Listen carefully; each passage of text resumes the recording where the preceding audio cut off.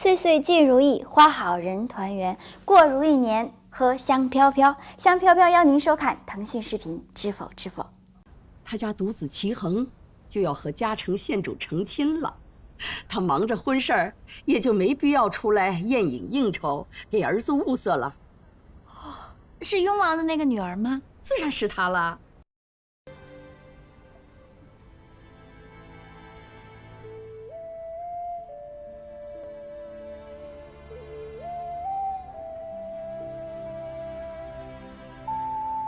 辽东那边什么说法？他说：“好好一幅字帖，给写坏了，实在对不住你。”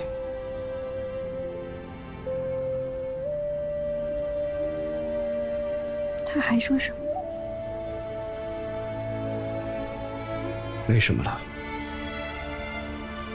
他只是觉得，好好一幅字帖，如今写成这样，他无言以对，也不想辩驳，只是让我把字帖给你送过来。二叔，请稍等。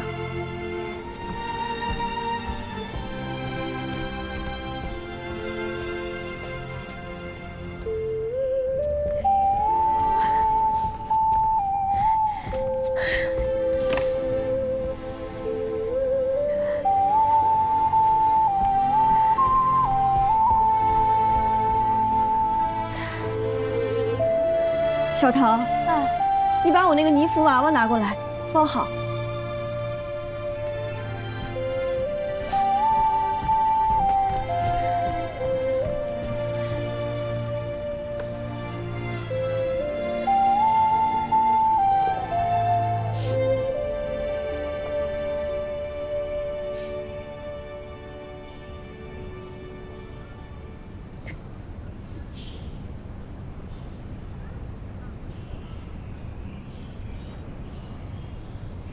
说这是泥娃娃，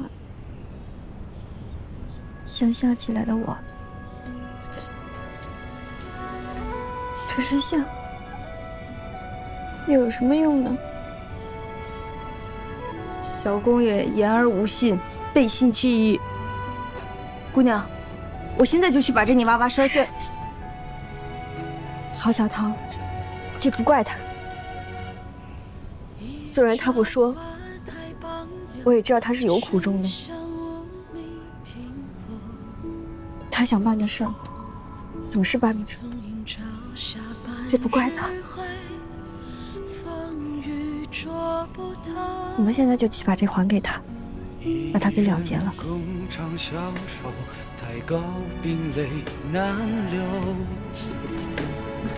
走。锦书送罢暮回首，无语虽可通。昨夜一书方中，浓睡不消残酒。试问卷里人，却道海棠依旧。今有商鞅，并千秋国策。是否应是绿肥红纱？昨夜一书方中，浓睡不消残酒。试问卷里人，却道海棠依旧。是否不留个念想？不必了。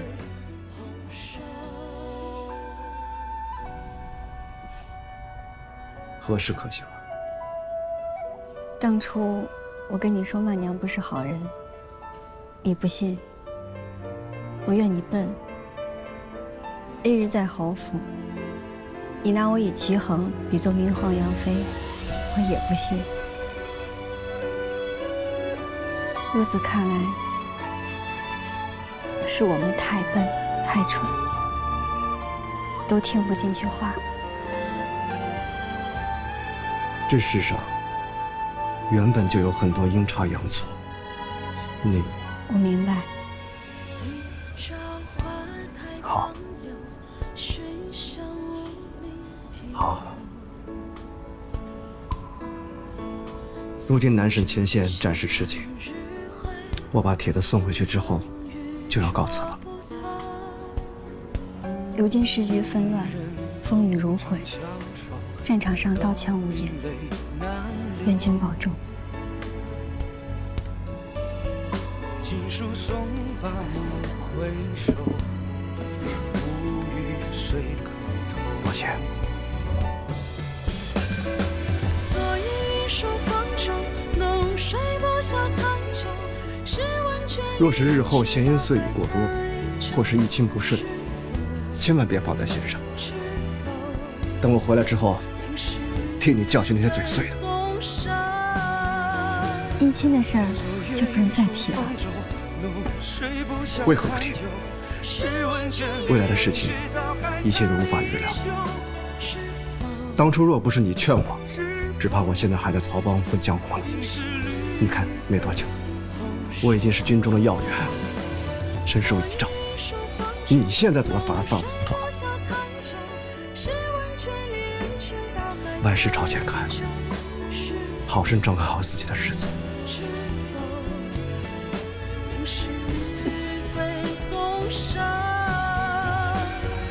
昨夜一书方舟，浓睡不消残酒。试问卷里人知道海棠依旧。眼睛是长在前面的，本就应该向前看。来这世上一遭，本就是要好好过日子的。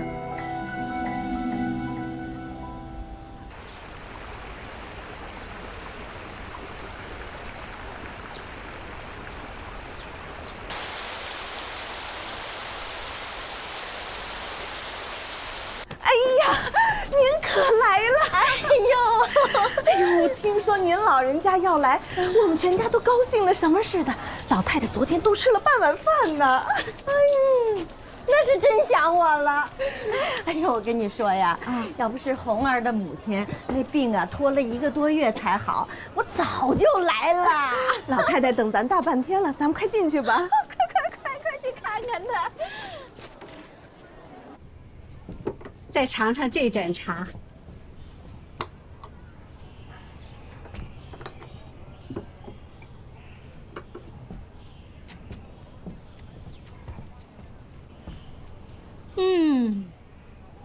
好茶。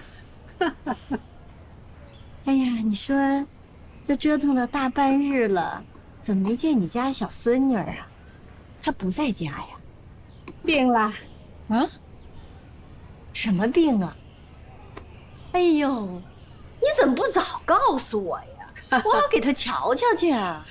不是什么大毛病，头疼脑热罢了。你家红哥就应付得来。老滑头。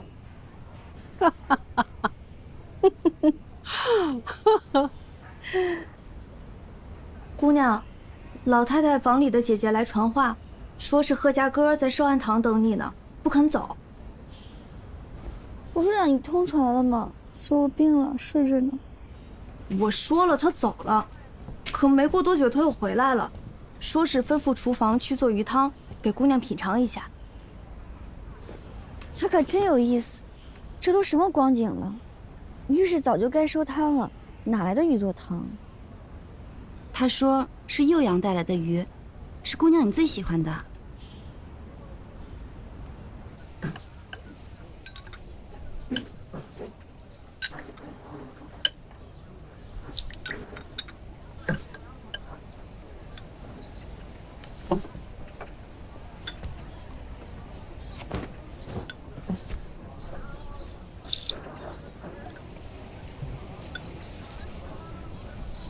真的是幼阳江里的鲜鱼，汴京怎么会有呢？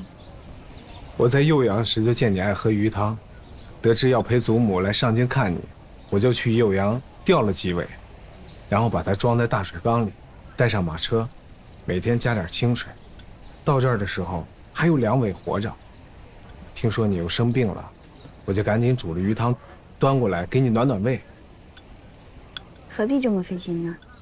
人吃五谷杂粮，怎会不生病呢？一时的风寒冷热，不必放在心上。你是忧思过度，伤了心神，要好好休养。等你好了，四处花开，你就可以出门拜神礼佛，踏青赏景，视野开阔，自然就心旷神怡了。鱼汤要趁热喝，我可是好不容易钓上来的，晚上江边可冷了，你要不把它喝光，可对不起我害的风寒啊。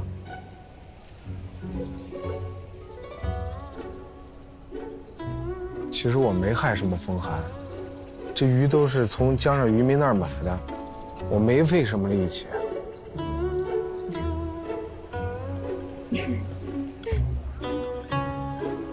这样就对了吧？笑一笑，清心排毒，长命百岁。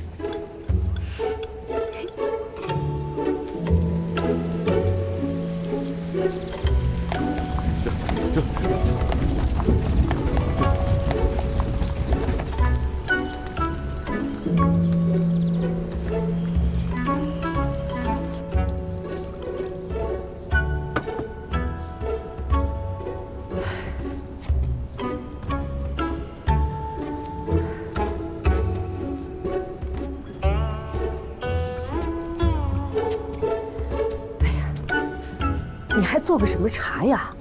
究竟是个什么章程？你总要说了，我才能安心呐。姨母不需安心，我需安心。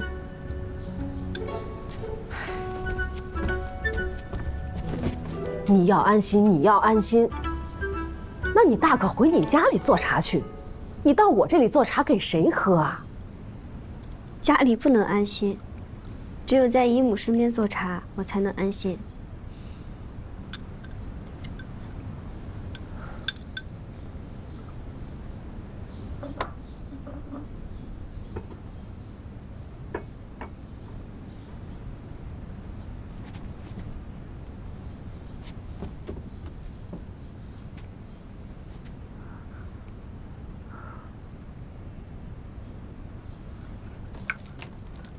一盏洒地敬我小娘。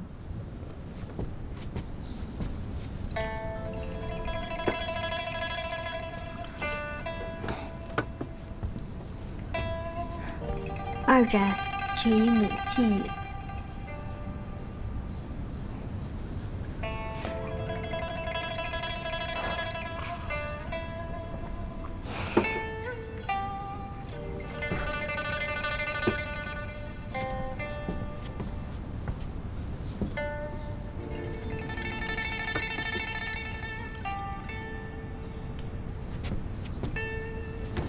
三盏我敬一下。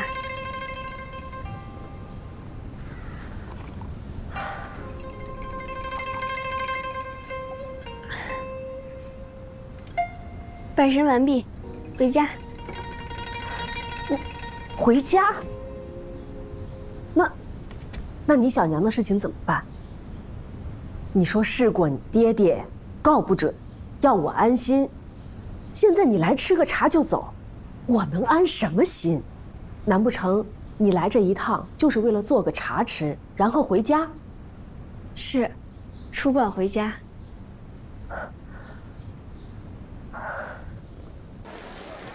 大娘子何必下车步行呢？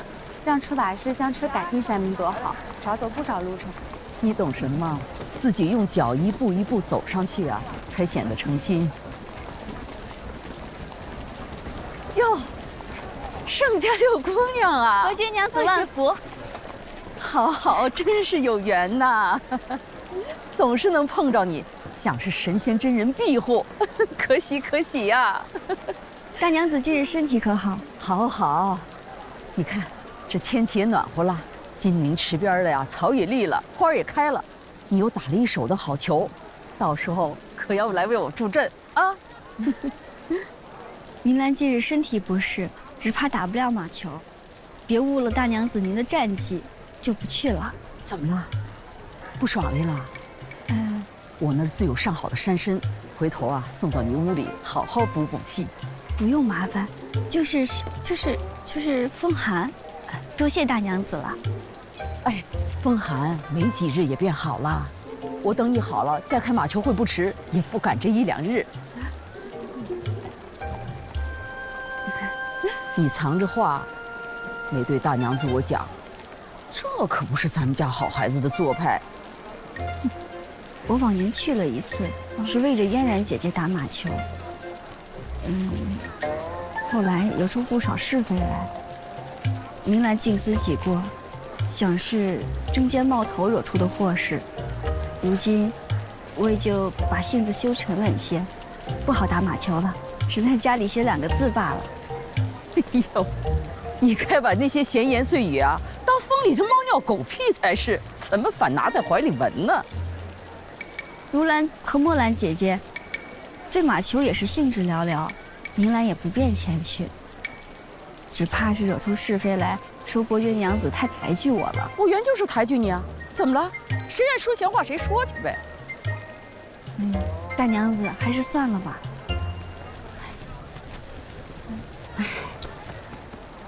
我明白，你孤身一人在院子里头不好受，也罢也罢。既想让你陪我打球啊，必不让你为难。明日送帖子到你府上，邀你一屋子姐妹呀，都去。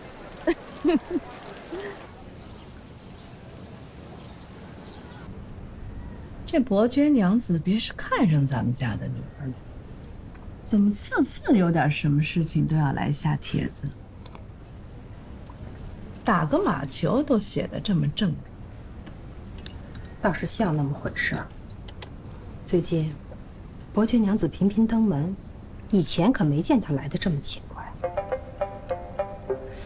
我说呢，前些日子还特地跑到咱们家来，看似说闲话，实则是将齐家与英王结亲之事透露给我。闹了半天，是在这儿点我呢，叫我别打齐家的主意了，跟他家结亲才是上上之选。帖子上说，请3位姑娘一同前去，只是不知他看上的是哪位姑娘。那还用说，自然是我的如兰。我说句话，大娘子莫生气。我瞧平日里，伯爵娘子倒是对6姑娘更亲近些。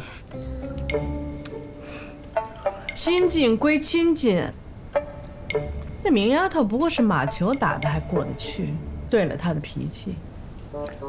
这要是谈婚论嫁呀，就是另一层意思。就好比你养了条猫儿狗儿的，十分讨你喜欢，难道你还能将这猫儿狗儿的嫁给你自己儿子不成？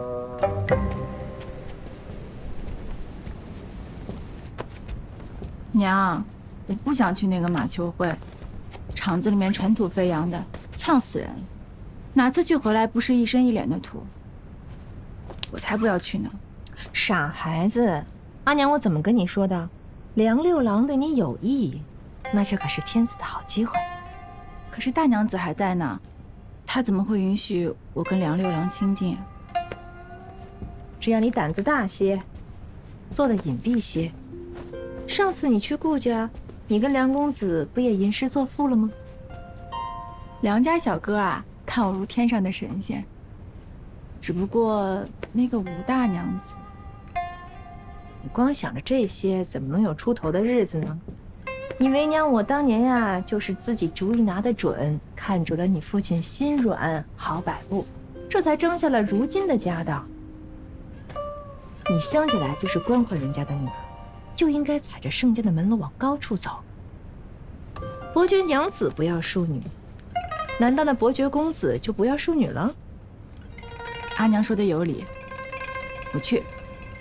哎呀，开窍啦！剩下的事情就不用为娘细细的跟你说了吧。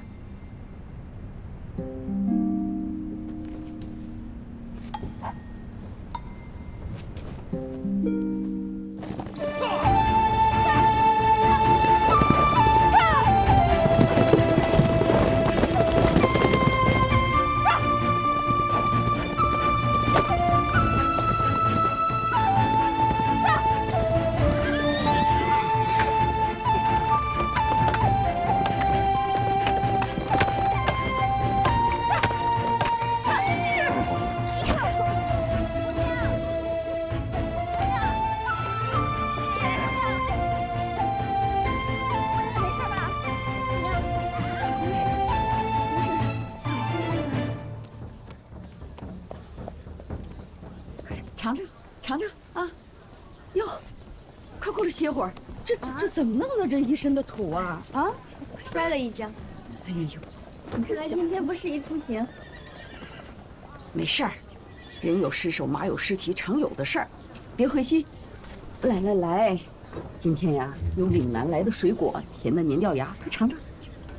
铃兰淄博才浅，哪担得起大娘子这样的厚待？哎，谁马球打得你这样好呀？我便厚待谁。过桥呀，也就你这独一份儿了。马球打得好呢，就是占便宜。如今我们能吃到这样好的樱桃，是托了六妹妹的福。不，都是因为吴姐姐，大娘子才应允咱们出门，是托吴姐姐的福才是。就是你懂事啊，不像有些人。六姑娘，你马球打得好，眼光也好，你帮我看看，这场球我们家那傻流氓能不能赢啊？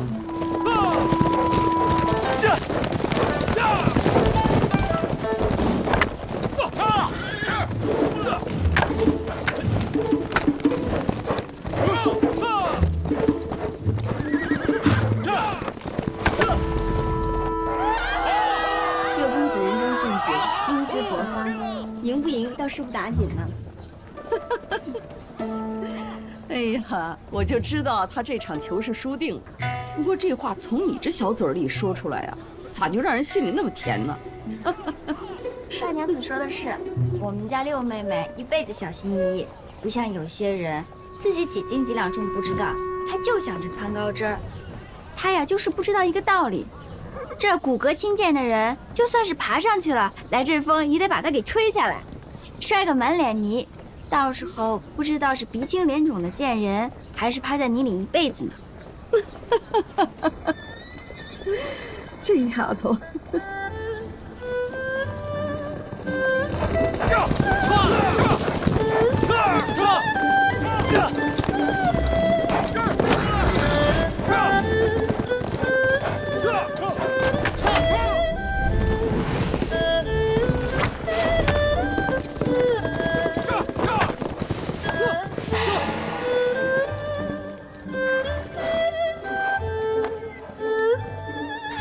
哟，这球打得好。吴妹妹说的是，然得这世上总有些可笑之人，笨拙粗陋，一无是处。眼看着高枝就在那儿，却认是使了吃奶的劲儿，都爬不上去。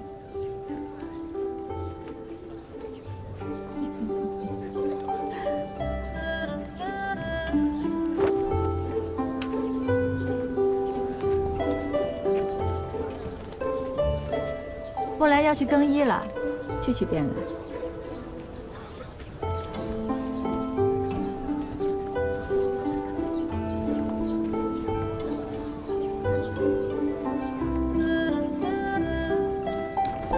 这，六哥，咱们刚打完球就去做诗会，这也太兴奋了吧！小猴崽，你知道个什么？先帝写诗劝学还说了，书中自有黄金屋，书中自有颜如玉。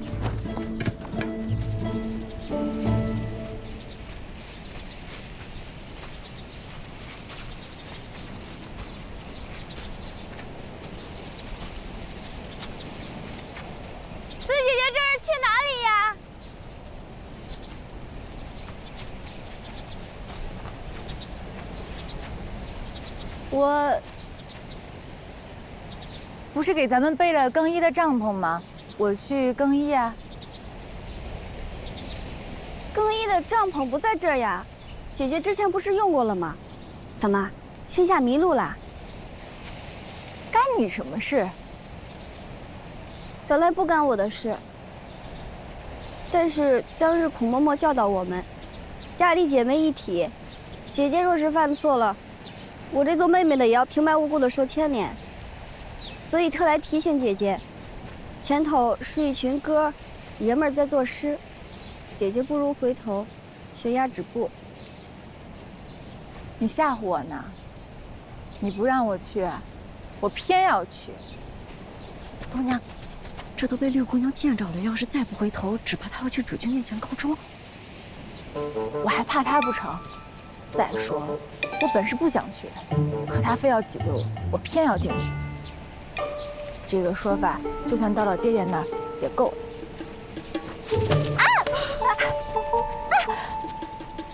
你敢用泥巴打我？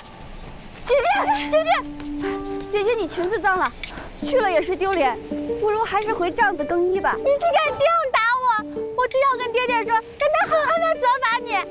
我只是一时失手，姐姐若是有胆，不妨去爹爹前面分说分说。哎呀，姑娘，要不咱们回去换条桃花裙子来踏青吧？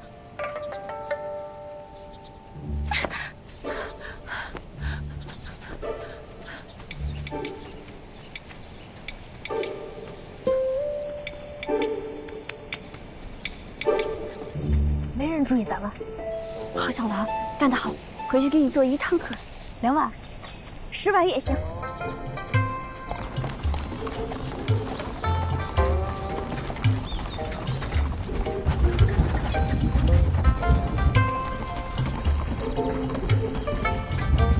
六哥啊，六哥，上我的车一道回去。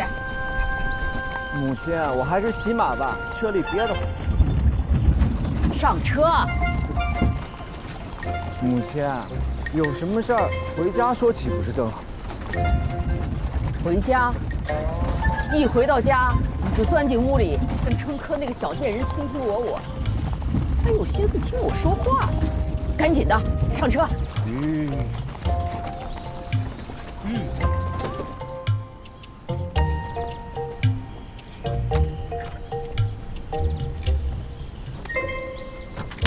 来，今天啊，盛家的六姑娘走得早，你呢也没说上2句话。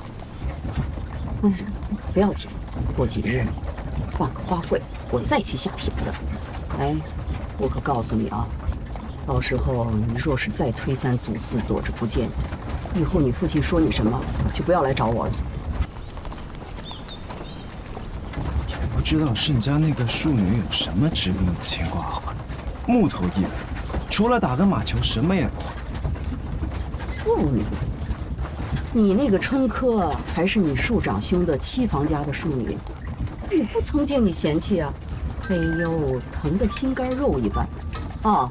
如今反倒挑盛家这样官宦人家的庶女，真是。母亲，上次打马球，我瞧齐国公府家的小公爷对他颇有眷恋，你可得打听，是不是齐家已经定了他做妾室？边梅的白相看一场，空费了心思，都是些捕风捉影的事儿。盛家是清流的书香门第，怎肯让孩子去高门大院做妾室啊？那岂不让他们这些读书人笑掉大牙？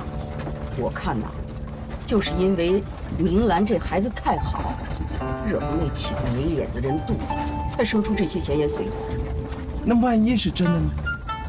要是真的，那齐家的小公爷呀，可比你有眼光。母亲，说出去终归不好听，咱们梁家还要脸面。你若真是要脸，就把那小狐妹子给我轰出去，我指定不逼你娶盛家的姑娘。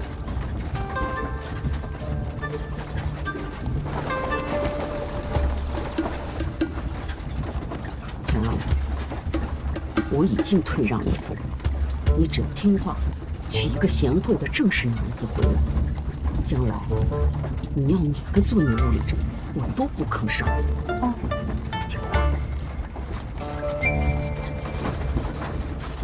母亲，若真要娶盛家的姑娘，我倒觉得4姑娘比6姑娘好些。住嘴！你想都不要想，那又是一个轻浮狐媚的货色。只要能讨人欢心，什么事儿都敢应承。你若娶了这样的人，将来科举仕途就绝了指望了。我告诉你，你胆敢再跟他眉来眼去，坏吕盛家的这门亲事，我就将你屋里人统统撵干净，你信不信吧？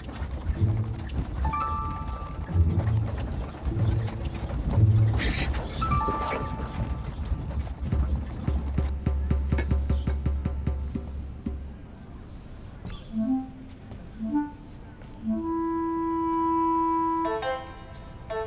些料子都太粗笨了，唯独这块蝉翼纱还过得去。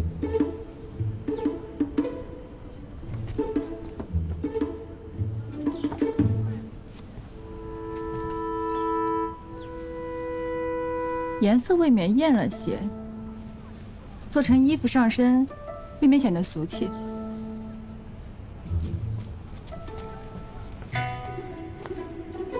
这是时下汴京城最时兴的料子，每次一上货，不到半日就抢光了。时兴有什么好？大家都穿这料子，倒显不出我超逸出尘了。你再回去啊，挑一些颜色雅致的好料子来，不拘什么价格，我们买得起。是。你就是这么沉不住气，一件衣裳有什么了不起？弄脏了一件，再做个10件8件都行，用得上说嘴吗？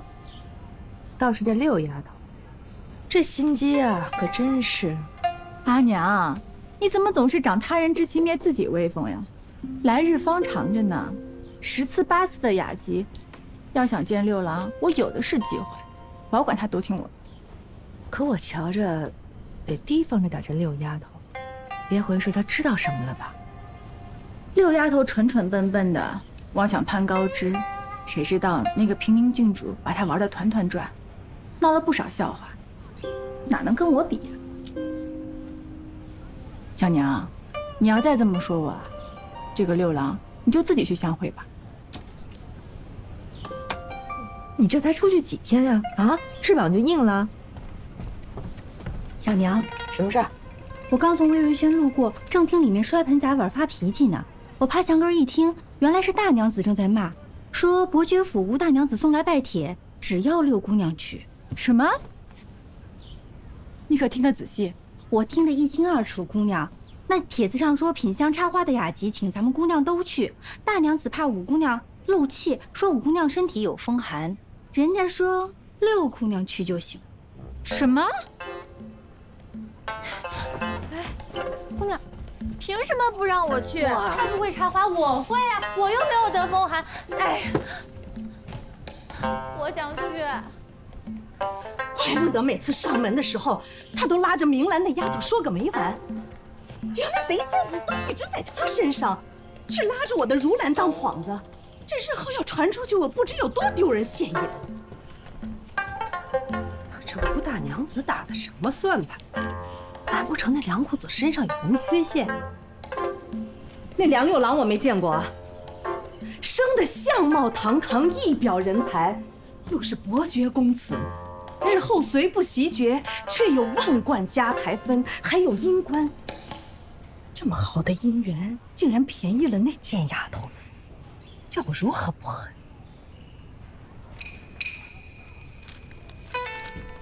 你倒悠闲啊！还有什么心思看闲书？我就是急上了天的伯爵夫人，也不愿意让我当儿媳啊。你究竟能不能给我争口气啊？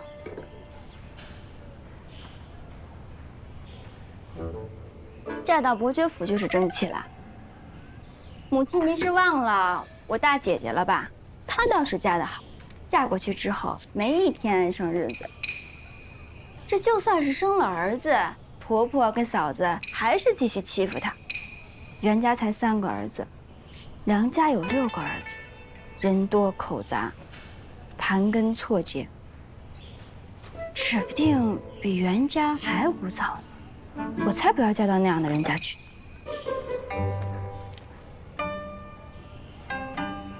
你既不想要这姻缘，也就罢了，只是便宜了明兰那个丫头。